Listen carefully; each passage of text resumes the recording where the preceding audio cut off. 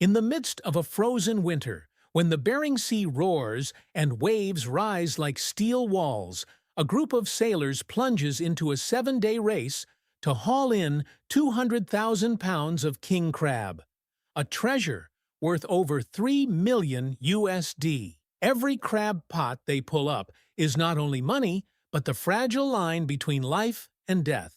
The hunt. Beneath the frozen mist. Amid the thick fog and the cold, salty air that cuts into the flesh, the ship plows through the waves, heading toward the waters the map calls Bering, but the old sailors call the edge of the world.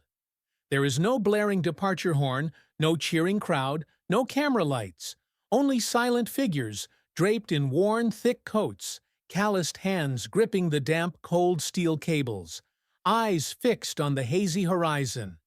They set out not to seek glory, nor to earn praise. What they seek lies deep beneath the waves, hidden in crevices covered in seaweed, wrapped in the bright red armor of the king crab. This is not the voyage of dreamy adventurers. Every man on deck knows well. Out there, the ocean is no gentle ally. In these icy waters, the wind can change direction in mere minutes. Waves can rise into walls taller than a rooftop, and the temperature is enough to freeze a metal bar in the blink of an eye. But despite it all, they go, for the cargo worth over $3 million lying beneath the surface, and for the debts, the families, the dreams weighing heavy on their backs. The king crab is not simply seafood. In the U.S. market and in many of the world's high-end restaurants, each pound of crab can be a stream of revenue, a slice of profit, a link in the global seafood supply chain. Behind those millions of dollars lies a silent yet fierce maritime economy. Fishing grounds divided, quotas tightly controlled, prices fluctuating with each auction, and invisible pressures from the export market. Every crab pot hauled onto the deck carries not only sweet meat and spiny shells, it carries commercial value, bargaining power, and competitive standing on the economic chessboard. But before those crates appear on the auction floor, it all begins the moment these fishermen cut the mooring lines and leave Dutch Harbor. No one can guarantee they will return with a full hold. The Bering Sea grants no rewards to the unprepared. They head out with a fishing ground map updated by the hour, bottom tracking equipment, and a cold certainty that every minute out there has a price. For in that 7-day race, if you're not fast enough, your rivals will arrive and clear out the grounds before you can even drop a pot. On deck, the air feels compressed, heavy. They don't need many words, just a glance, a nod, and they know when to drop, when to haul, when to stay silent and watch. That silence is not a lack of feeling, but discipline carved deep. The discipline of men who have faced the ocean many times and know that the smallest lapse could cost them the whole season or even their lives. These sailors are not powerful ship owners or traders in suits sitting in air-conditioned offices, yet every move they make far offshore decides the numbers on a revenue sheet, the prices on a restaurant menu, and even the trading indexes of certain seafood companies on Wall Street. In a globally connected economy, a haul in the Bering Sea can ripple all the way to a dinner table in New York, Tokyo, or Oslo. And so, this journey bears the shape of both a high-risk investment deal and a life-or-death battle. The investment is time, strength, and skill. The risks are storms, ice, and the whims of nature. The potential profit is immense, but the potential loss can wipe it all away in a single sudden storm. As the ship fades into the fog, no one knows for sure whether they will return with treasure or empty-handed. Only one thing is certain. At that edge of the world, there is no place for luck. If anything exists there, it is resilience, iron discipline, and the ability to read the will of the sea, to trade for that red gold lying deep in the frozen depths. The relentless race. 7 days. The number may sound long enough for a fishing trip, but for those who live off king crab catches, It is so fragile that every passing hour makes their hearts beat faster. The race does not start when the first pot is dropped to the seabed, but from the moment the ship leaves port, and the countdown clock starts ticking in each person's mind. 200,000 pounds of crab must be brought on deck before the deadline closes. If not, they will return with empty holds, heavier debts, and a long, haunting winter. Offshore, the ocean never stands still to wait for anyone. Other vessels glide through the waves in parallel, sometimes only a few nautical miles apart, each keeping their pot drop coordinates as closely guarded as a strategic weapon.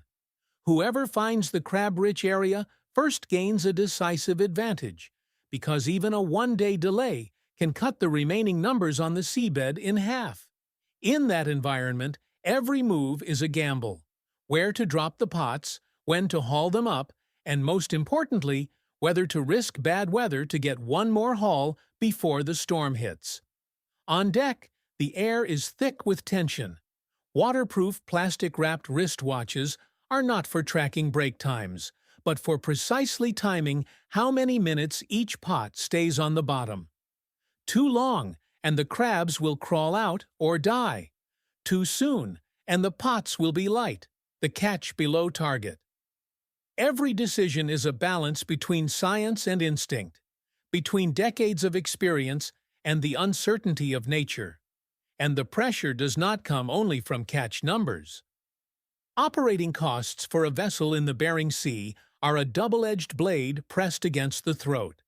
Every hour the main engine runs burns dozens of gallons of fuel, not to mention license fees, maintenance, sonar equipment, and crew wages. If the pots do not meet quota, it means they are losing money by the hour. Sometimes the captain must decide to cut losses, abandon the current fishing ground to search elsewhere, even if it means losing half a day in transit and burning thousands more in fuel. But money is only one side of the pressure. The other, harsher side is life itself. On deck, a thin layer of ice formed from waves and salty spray can turn the floor into a deadly trap. One misstep, a snapping cable, or a pot weighing hundreds of kilos swinging across the deck can end a life in seconds. Out here, no one has time to call for help. They can only rely on their reflexes and their own alertness. That is why the pressure of these 7 days is like a taut violin string, vibrating with every wave. Each pot hauled up tightens the crew's hearts. They do not cheer when they land a big haul, nor do they voice complaints when it is small. Emotions are kept sealed so as not to shake each other's focus. Even rookies, eager to celebrate, quickly learn this lesson. Offshore, both joy and sorrow must be left behind your back, because time does not wait and rivals do not sleep. In the wheelhouse, the captain is like a financial strategist on Wall Street. Except his electronic board is a radar screen and a seabed current chart. Every decision, from holding position to moving elsewhere, is weighed like a trade order. Risk-taking can bring huge profits or wipe out all capital in just a few hours. And just like in the markets, here there are no absolute guarantees, only probabilities and nerve. That 7-day race is not only a test of strength and skill, but also a trial of will. Those weak in spirit will break within the first 48 hours, when the cold seeps into every joint, when sleep is shattered into fleeting moments, and when the sound of waves slamming the hull pounds like war drums without pause. Those who endure until the 7th day know well, victory is not just about catch numbers, but about keeping oneself whole between the two lines. Exhaustion and hope. And then, when the countdown clock has only a few hours left, the pressure peaks. Every pot hauled in at this moment is like the final hand before leaving the table. No one says it aloud, but they all know. A single failed haul, and the entire trip will sink along with those icy waves.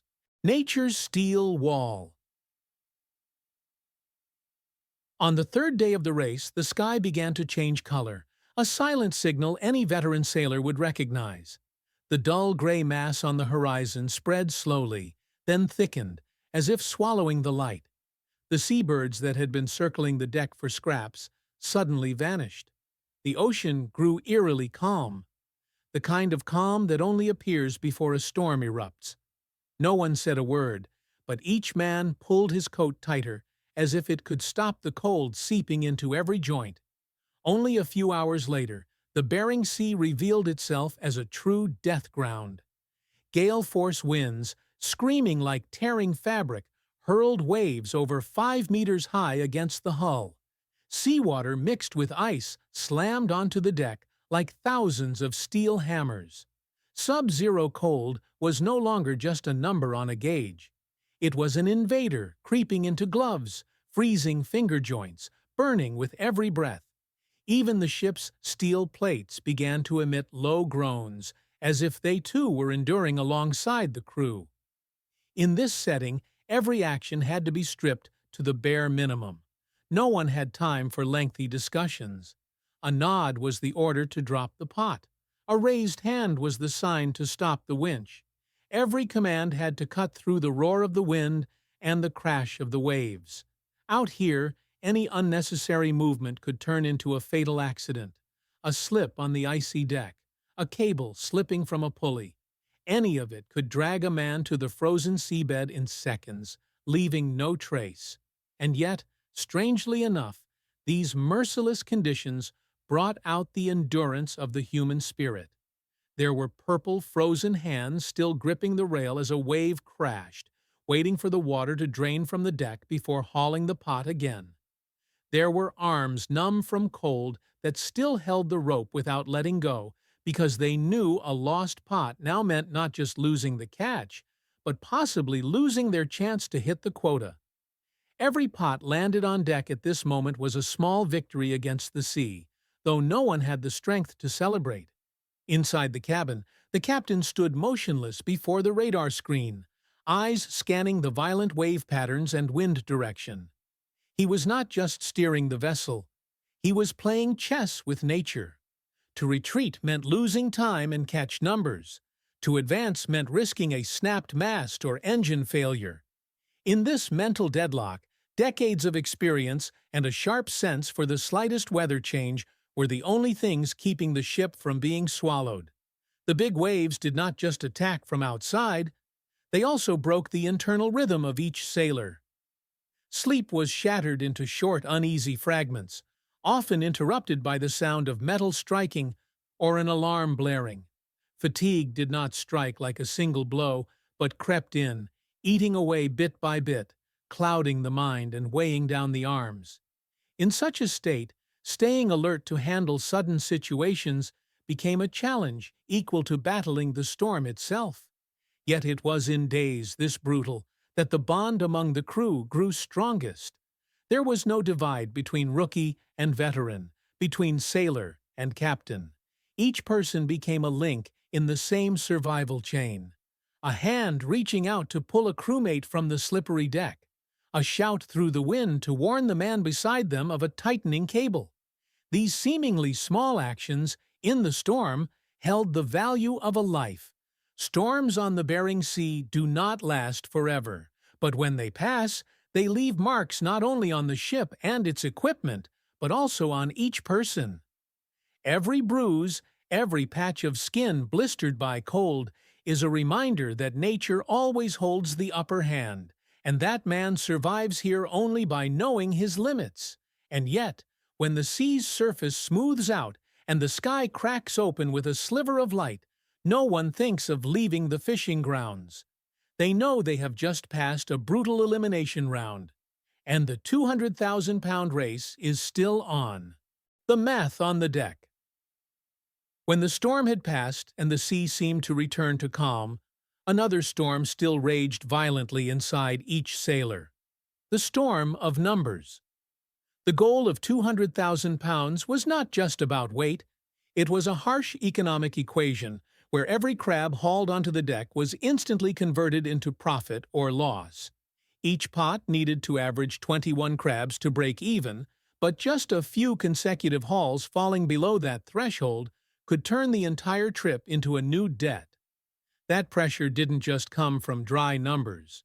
It was present in the captain's eyes as he looked at the handwritten catchboard, in the moments when sailors quietly punched numbers into pocket calculators right on deck, and in every furrowed brow when a pot lid opened to reveal fewer crabs than expected.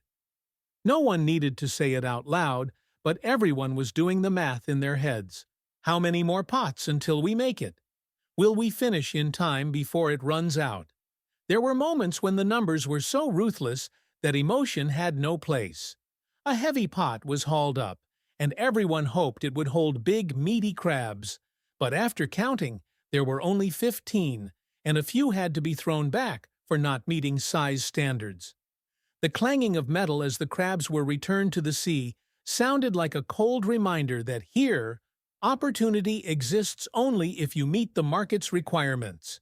In the cabin, the captain wasn't just looking at coordinates or the seabed map. He had to calculate a movement strategy to maximize yield without wasting fuel or time.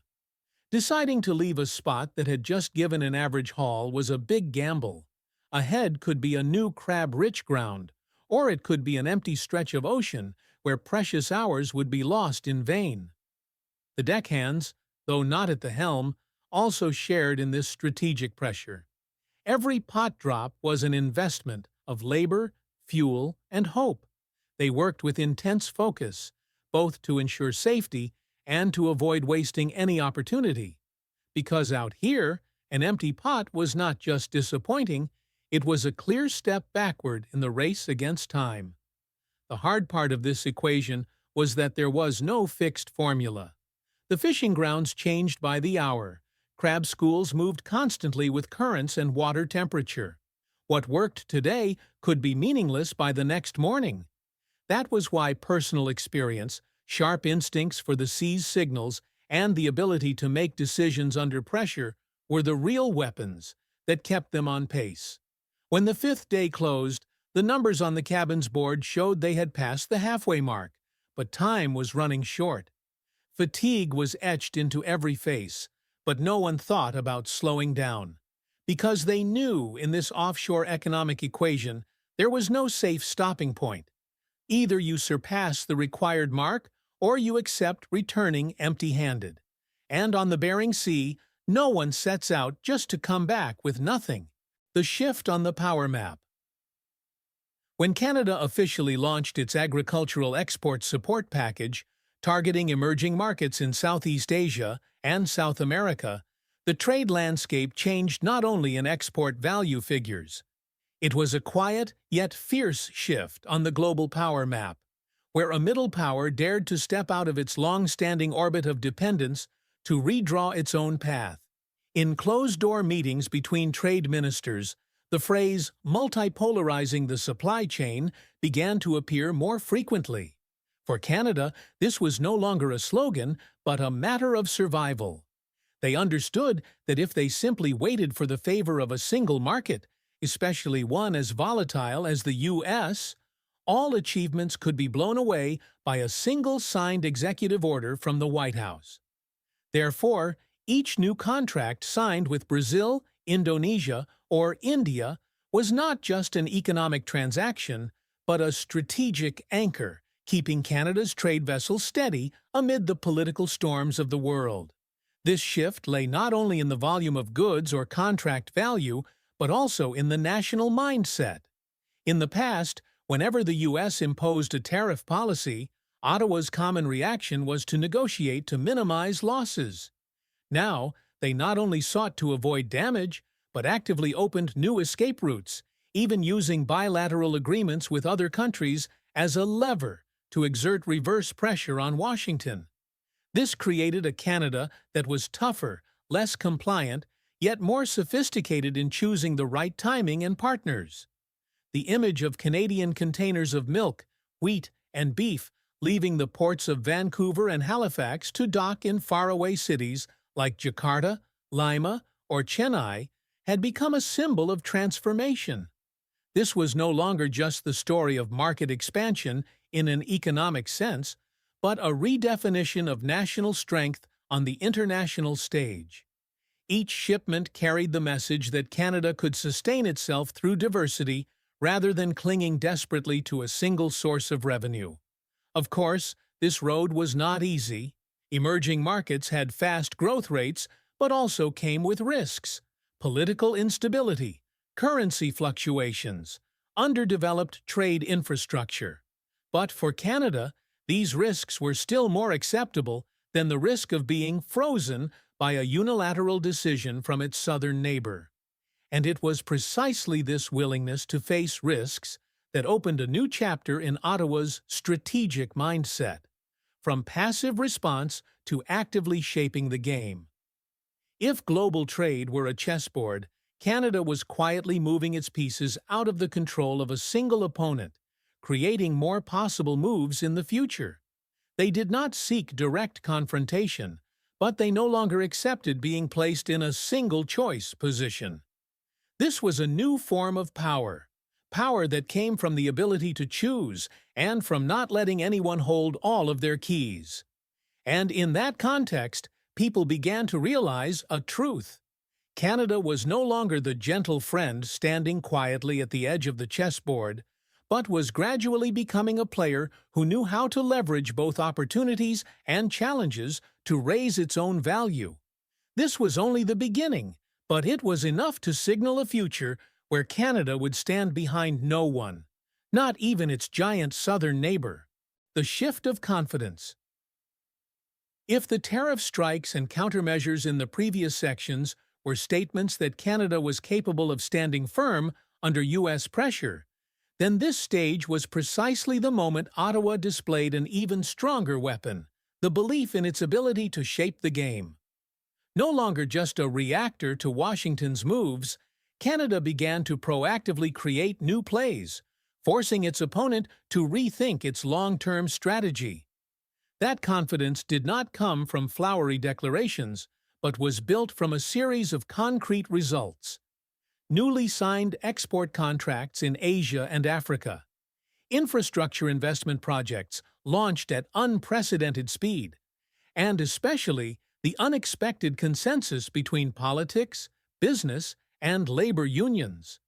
This made even the most skeptical observers admit that Canada was entering a different development trajectory, one where they were no longer the U.S.'s satellite economy, but an independent growth pole. Washington, long accustomed to holding the initiative, began to feel the inconvenience of a confident Canada. Bilateral meetings that used to be light and cordial now became more tense because the Canadian side no longer climbed down to keep the peace.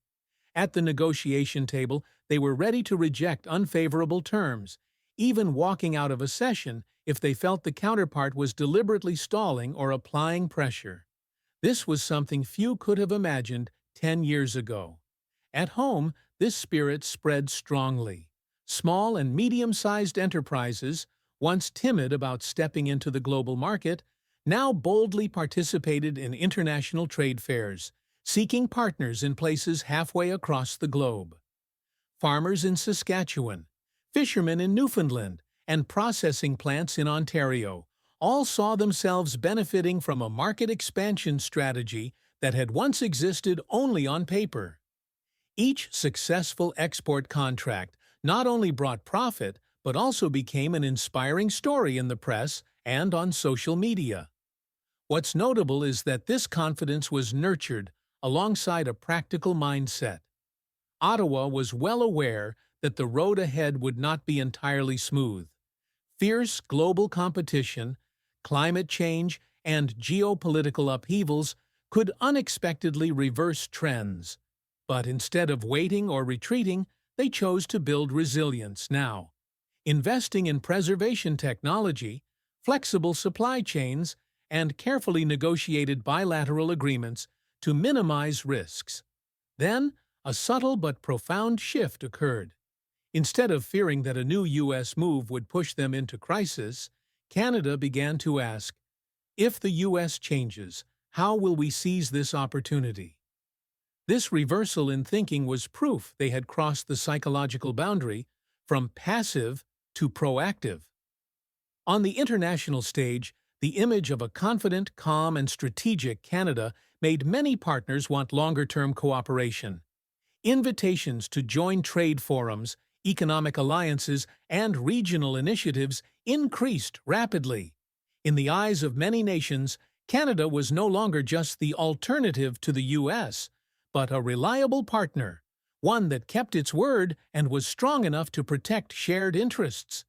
In short, this stage was when Canada not only proved its economic strength, but also reshaped its position, from a second-tier player to a true force on the global trade chessboard. And once armed with this confidence, every subsequent move carried a different shade. Sharper, less constrained, and especially making opponents tread carefully before each step. Breaking out of the sphere of influence. When a nation accustomed to living in the orbit of a superpower steps out of that sphere, it is not merely a political decision, it is a redefinition of identity. For Canada, this journey did not unfold amid cheers or fireworks, but in closed-door meetings, in memorandums signed in silence, and in the gradual appearance of strategic lines on the map of global trade. For decades, the U.S. market was both an opportunity and a constraint. Geographic proximity, historical ties, and trade agreements made it almost default for Canada to move in the same direction as Washington.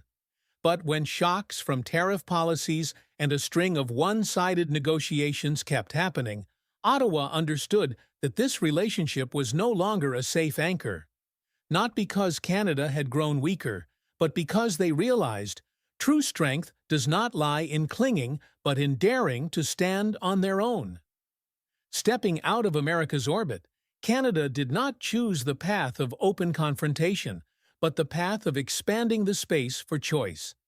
New agreements with Asia, Europe, and Africa were not just economic contracts, but soft shields against price squeezes or political pressure from any side.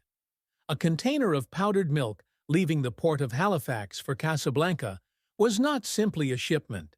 It was a declaration that Canada's supply chains could no longer be choked off with just a decree from the White House. This change also forced Canadian businesses to shift their mindset. If in the past they were used to looking south to find customers, now they had to learn how to understand the markets of Lagos, Jakarta, or Mumbai. This required patience, adaptability, and a spirit of risk-taking that not everyone was ready for. But in that very process, Canada was building a new generation of entrepreneurs, people who could wear suits at a conference in Berlin today and tomorrow don a light jacket on the docks of Dar es Salaam to close a shipping deal. On the diplomatic front, gradually breaking free from America's influence also opened up new channels of dialogue. Countries that once kept their distance because they saw Canada as merely Washington's shadow now began to see Ottawa as an independent partner. This not only increased the weight of Canada's voice in international forums, but also helped it become a bridge between power blocs that traditionally mistrusted one another. However, this path was not lined with roses. Stepping out of a superpower's orbit meant facing stronger headwinds. Freedom came with the responsibility to defend oneself against global price volatility, supply chain crises, and even indirect trade retaliation. But with every challenge overcome, Canada's internal confidence grew stronger and more resilient. If there were an image to describe this stage, it would be a compass in the hand of a helmsman in the open sea.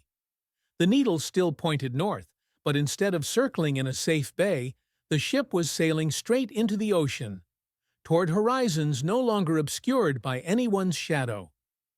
Canada, once a satellite revolving around America's orbit, was now becoming a self-guiding beacon, and more importantly, was learning to enjoy the journey itself.